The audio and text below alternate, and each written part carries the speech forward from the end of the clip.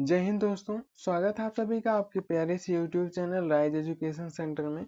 आज के इस वीडियो में हम लोग पार्ट्स ऑफ स्पीच टॉपिक को कवर करेंगे।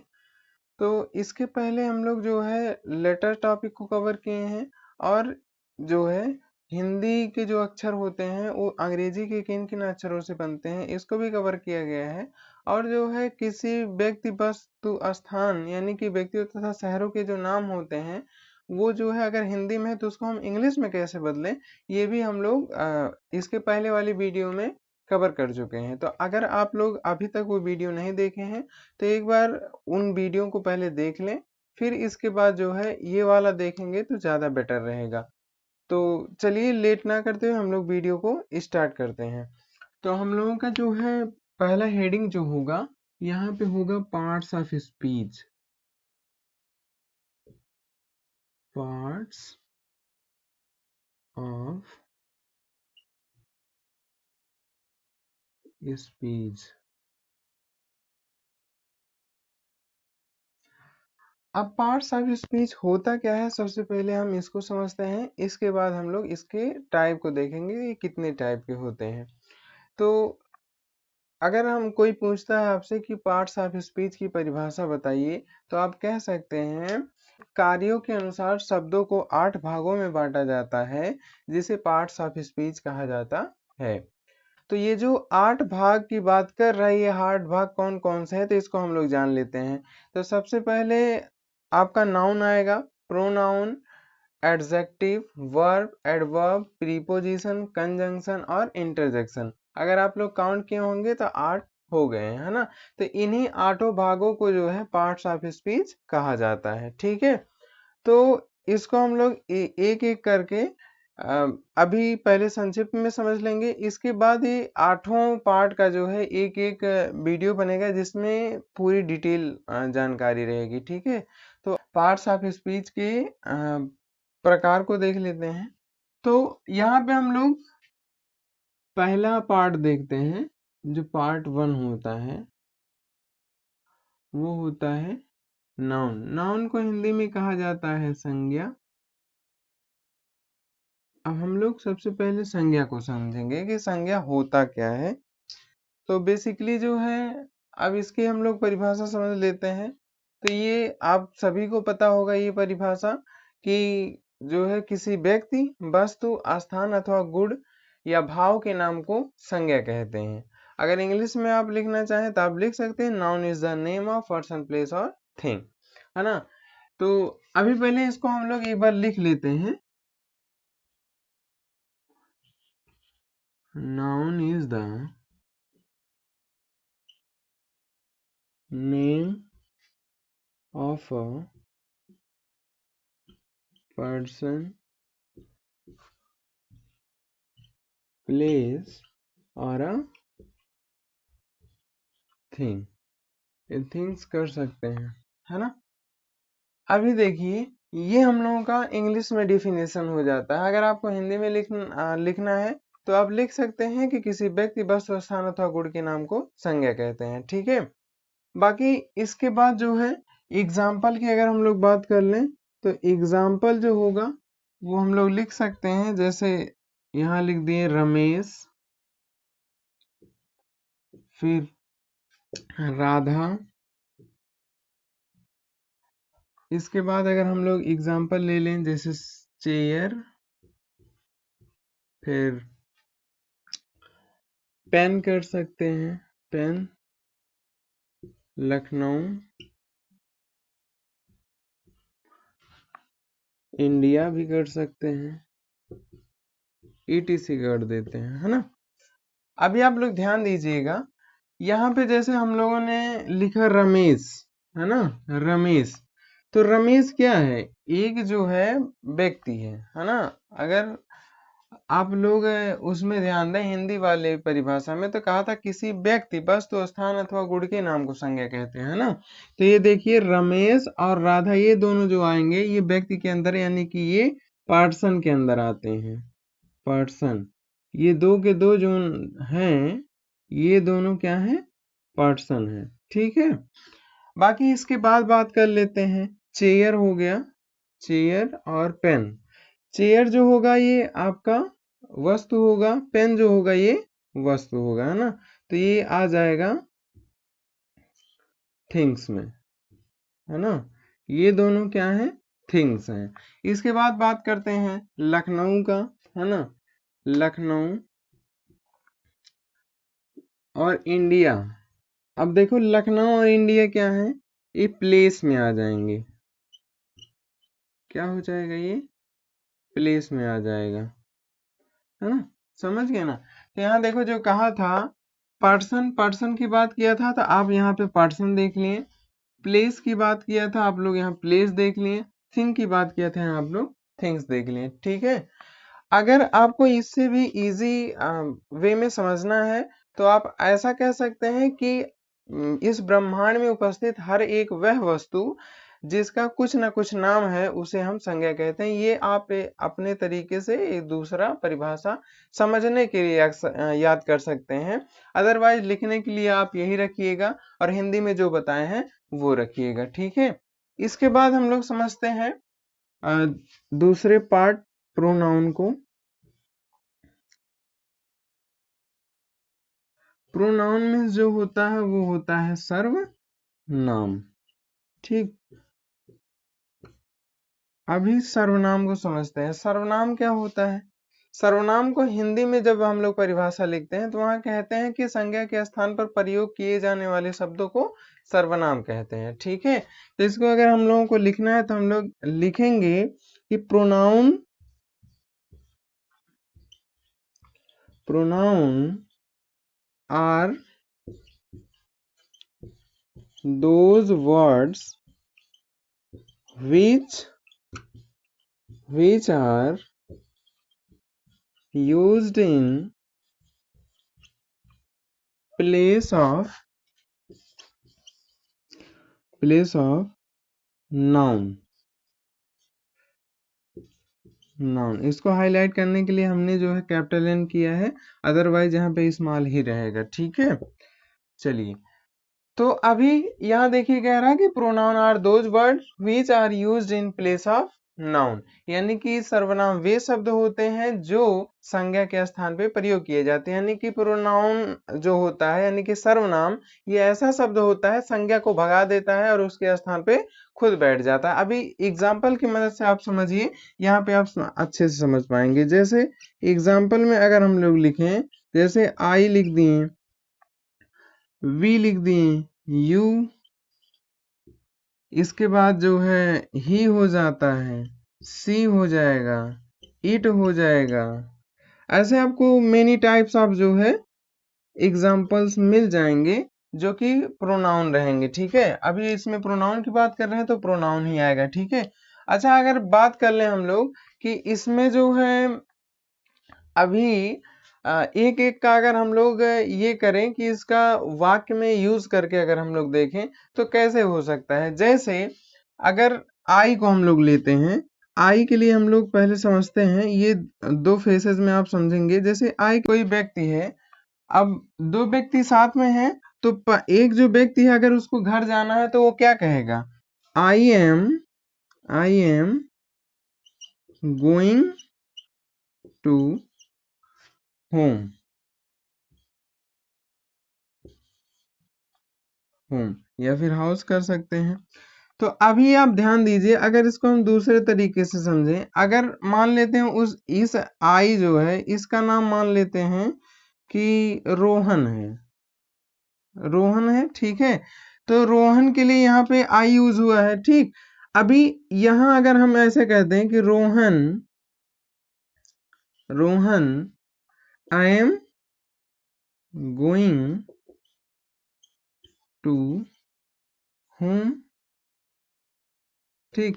अभी देखिए सब टोटल चीजें इसमें सेम है, बस क्या है आई के स्थान पे क्या कर दिया गया है, रोहन। लेकिन अभी आप ध्यान दीजिए, यहाँ पे जब कह रहा I am going to home, मैं घर जा रहा हूँ, और Rohan I am going to home, ये गलत हो जा रहा है ना। क्योंकि अगर ये जैसे यहाँ पे जो लिखा गया है कि Rohan I am going to home, यानी कि इसका कहने का मतलब क्या है कि रोहन हूँ और घर जा रहा हूँ, ठीक है।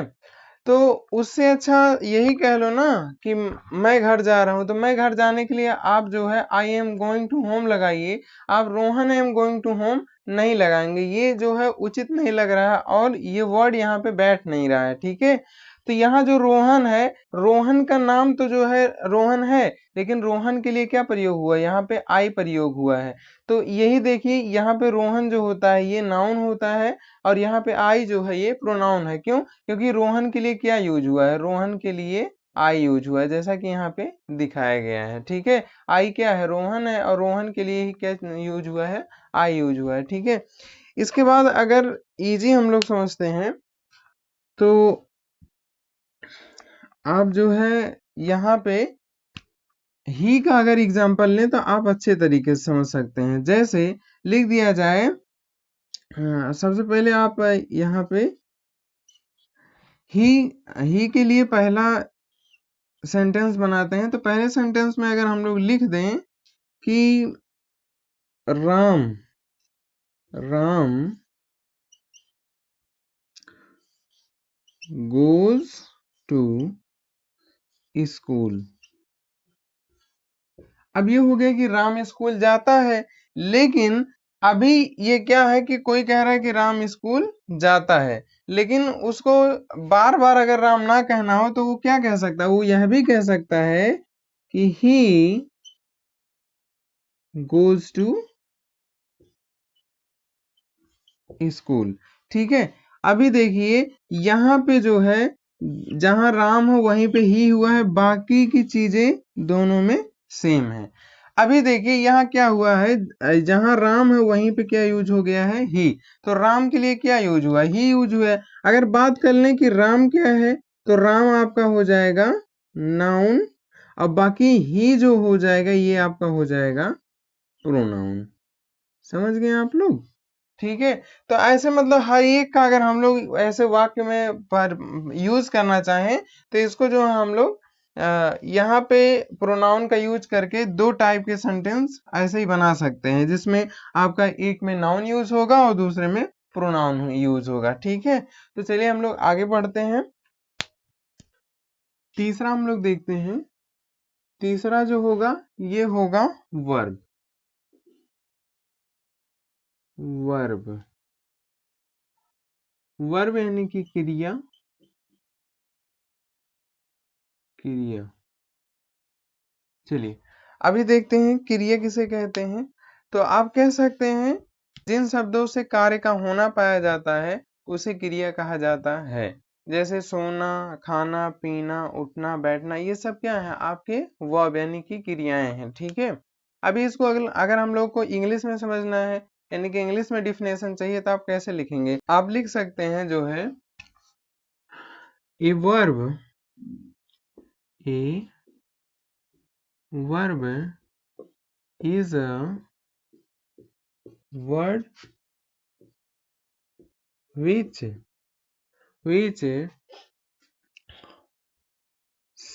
something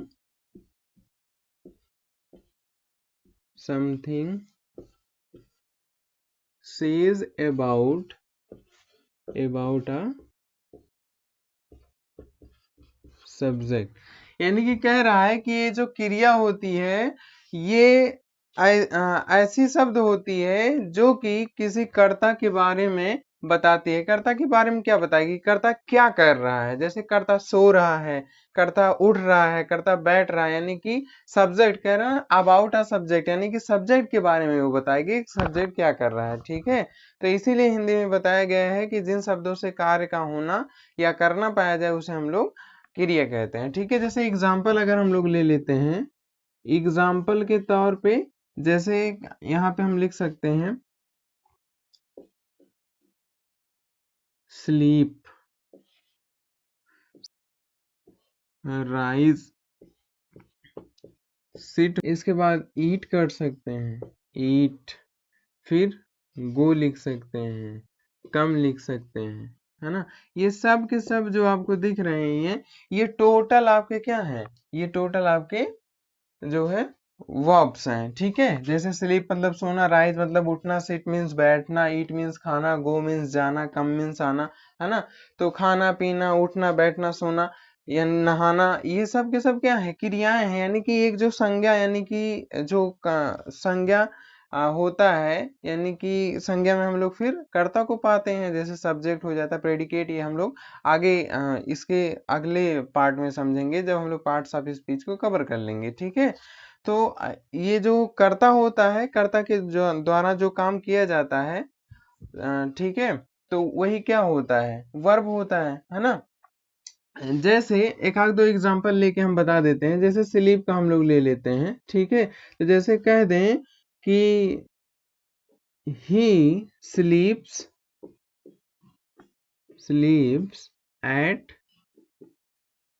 NIGHT नाइट, यानी कि वह रात में सोता है, वह रात में सोता है, ठीक है। अभी देखिए, अगर हम लोग बात कर लें कि इसमें वर्ब कहाँ है, तो यही क्या है आपका वर्ब है, वर्ब यानी कि क्रिया। और इसमें कहाँ पे है, अभी देखिए यहाँ जस्ट आपको सब्जेक्ट के बाद मिल जाएगा, लेकिन यहाँ पे आपको सब्जेक्ट के बाद नहीं, बल्कि यहाँ कहाँ मिलेगा आपको, लास्ट में यहाँ पे मिलता है। तो ये क्या है आपका वर्ब यानी कि क्रिया है, ठीक है। तो आप धीरे धीरे जैसे पार्ट्स ऑफ स्पीच टॉपिक को पूरा कवर करेंगे, तो आप जो है किसी भी सेंटेंस में से जैसे आप क्रिया को निकाल पा रहे हैं, ऐसे हर एक चीजों को, जैसे आप नाउन, प्रोनाउन, एडजेक्टिव, वर्ब, मतलब हर एक चीजों को आप निकाल पाएंगे। ये आप अपने आप में विश्वास रखिए, ठीक है। चलिए, तो इसमें जो है अगला पार्ट जो होगा चौथा, ये हम लोगों का आ जाएगा एडजेक्टिव। एडजेक्टिव, और एडजेक्टिव मतलब हो जाएगा आपका विशेषण, विशेषण, ठीक है। अब इसमें हम लोग विशेषण को समझते हैं, विशेषण क्या होता है। तो यहाँ लिख सकते हैं adjective, adjective is a word, adjective is a word which qualifies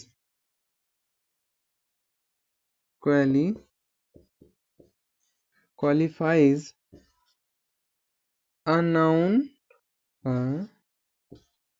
noun or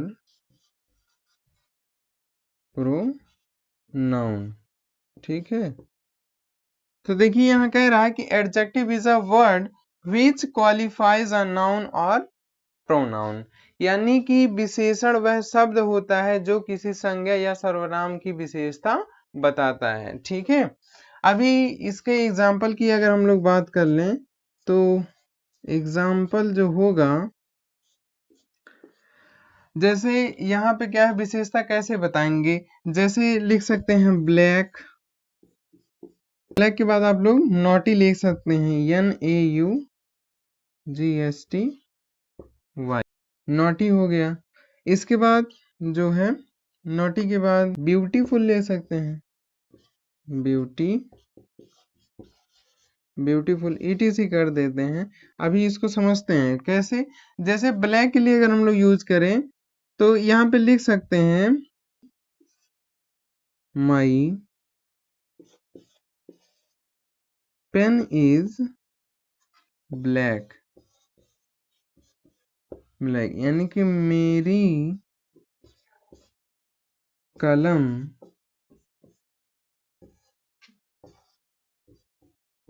काले रंग की है, ठीक है। इसके बाद अगर हम लोग नॉटी का लेते हैं, नॉटी जैसे कह सकते हैं ही वॉज नॉटी बॉय, है ना, वह शरारती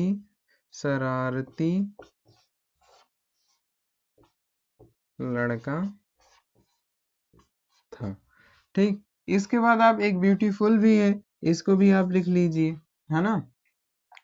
ब्यूटीफुल का आप क्या लिखेंगे कि she is a, she is a beautiful girl. वह एक सुंदर लड़की है।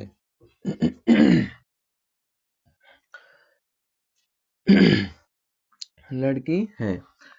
ठीक है। अभी देखिए यहाँ पे हम लोग तीनों जो यहाँ पे जो तीनों एग्जांपल्स थे एक एक करके हम लोग यहाँ पे समझे। जैसे यहाँ देखिए ब्लैक क्या है, ब्लैक एडजेक्टिव है। तो यहाँ पे ब्लैक हम लोग कैसे प्रयोग किए हैं, यहाँ लिखा गया है कि माई पेन इज ब्लैक, है ना, यानी कि मेरी कलम जो है वो काले रंग की है। तो यहाँ पे ब्लैक क्या हो जा रहा है, ब्लैक आपका एडजेक्टिव है। फिर इसके बाद ही वॉज नॉटी बॉय, यहाँ देखिए कह रहा है कि वह शरारती लड़का था। यानी कि यहाँ पे शरारत जो है, शरारती शब्द जो आया है ये क्या है, नॉटी, इंग्लिश में इसको नॉटी कहेंगे, और ये क्या है, एडजेक्टिव है। फिर कह रहा है सी इज अ ब्यूटीफुल गर्ल, वह एक सुंदर लड़की है। तो यहाँ पे सुंदरता जो हो जाएगा ये विशेषता बता रहा है, तो ये क्या हो जाएगा आपका एडजेक्टिव हो जाएगा। ठीक है। इसके बाद जो है जो 4 पार्ट होंगे इसके, ये आपको नेक्स्ट पार्ट यानी कि दूसरे वीडियो में मिलेंगे। आई होप कि आप लोगों को ये समझ में आ गया होगा। आपको नाउन, प्रोनाउन, एडजेक्टिव और वर्ब, ये जो चारों आपको अभी हमने पढ़ाया है, हम आशा करते हैं कि आपको जरूर समझ में आया होगा। और आपके लिए अगर आपके लिए जो है होमवर्क यही रहेगा कि आप इसको एक बार रिवीजन कर लीजिएगा। ठीक है। इसके बाद हम लोग नेक्स्ट पार्ट में जो है इसका जो पार्ट 2 आएगा, पार्ट्स ऑफ स्पीच का पार्ट 2, उसमें इसके 4 और भागों को हम लोग देखेंगे। ठीक है। तो जय हिंद, आप लोग रिवीजन करिए।